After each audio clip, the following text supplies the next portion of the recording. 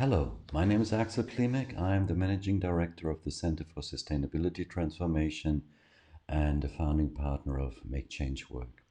We have created a series of 3 little videos on how organization can use a coaching culture in order to be better prepared for the challenges of the VUCA world. And please let me run you through the last presentation which we have prepared. Here we are. So in the first video, we were highlighting some results of our studies, which we did together with the University of Applied Science in Darmstadt, and we were defining coaching culture. We will come back to that in a moment again. In the second video, we were looking what does VUCA mean and how does VUCA, that word is connected to something what is defined as the Great Transformation. And now what we want to do is, if there is something like that great transformation, how can coaching support business to deal with that the moment when coaching is on partnering with business on eye level? So if you listen, what you will again get some ideas about leverage points for your own organizations, how you could use that to increase coaching culture. You will differentiate different ways how coaching can be used, and we'll get some ideas how to have that discussion between business and coaching in order to have one common goal and approach to deal with that. So coaching culture we already defined as a systemically linked network of different factors, what we say components. And let me go through that in a more practical way. We have conducted a couple of interviews and we're coming with some cases. So there's one case of a global consulting company, and they using transition coaching for new entry partners. So it's a partner organization. And they use peer coaching with their internal coaching champions. And they found out that those new partners which go through that program are ready in their partnership after 12 months and not 18 months. And they measure it with sales pipeline and revenue. So these little red underlined aspects are these components which they use in order to do that. They have a business case. They train internal people to become coaching champions. They use coaching on the level of career development, and they have a clear understanding and measure the results of coaching. The same organization is using team coaching for the executive teams and global account teams. They work with the leaders. They have an external coach to work with the leaders, and they have a team approach. They have questionnaires about 5 winning team behaviors which facilitate workshops. And they found out that these global account teams, the moment when they use that the cross-selling rate, which is very important for them, increases. Again, they use different aspects from the component side. I don't need to go through that. And a third one is a transformational team coaching approach. It is with a global company and their German sales teams. So what happened here is the company was noticing that they need to have a digital strategy.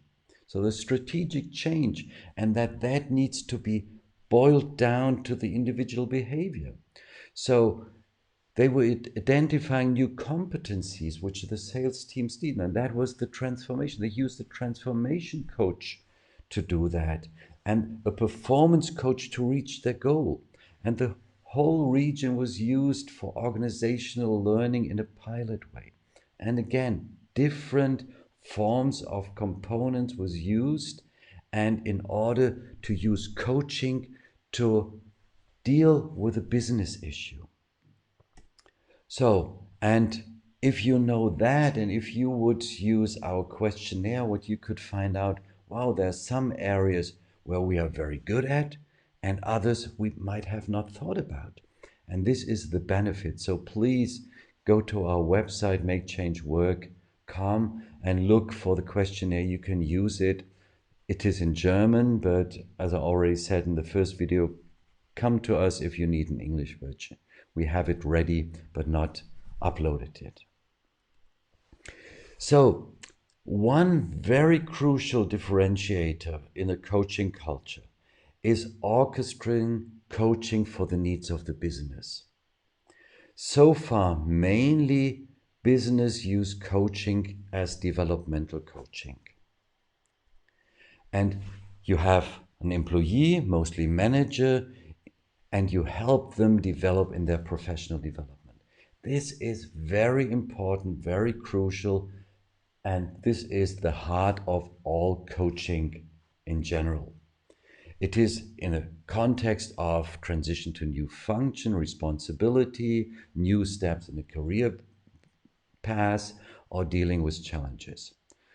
And the goal of the coaching is very often defined by the coachee. So where do I want to develop? What are the challenges I face?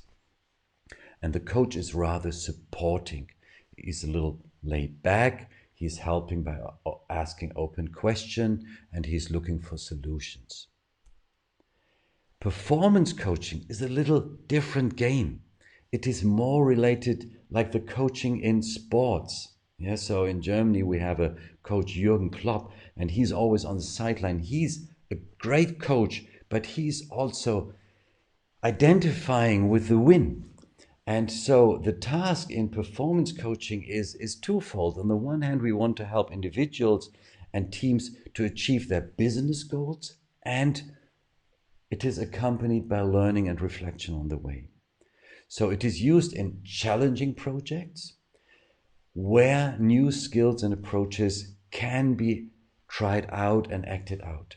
And it is integrating, and that's the benefit, the coaches integrate social, psychological success factors to it.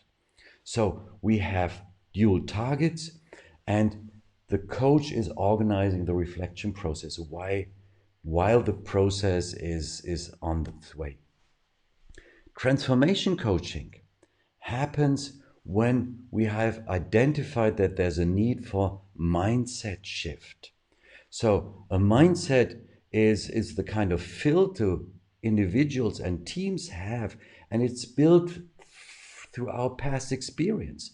And what was successful in the past does not mean that it is creating the same success if the environment changing. And in that moment, transformation happens.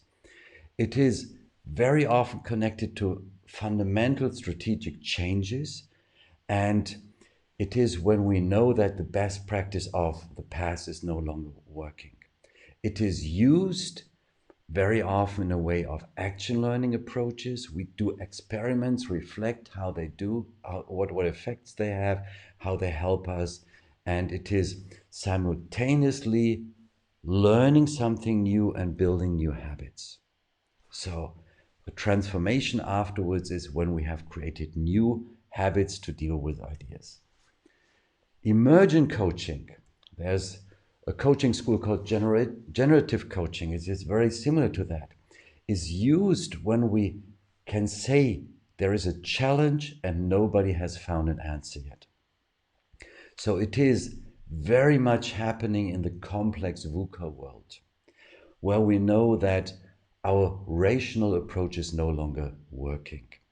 And the specific here, the coach is not so much looking at what is the best solution, but it is more helping the coachee, it can be the individual team, to connect to an inner state, a performance state or a coach state, out of which we know we are much more likely to come up with innovations and we come up with total new approaches. And this is really the moment when we know we have no answers. That's the kind of coaching we want to use.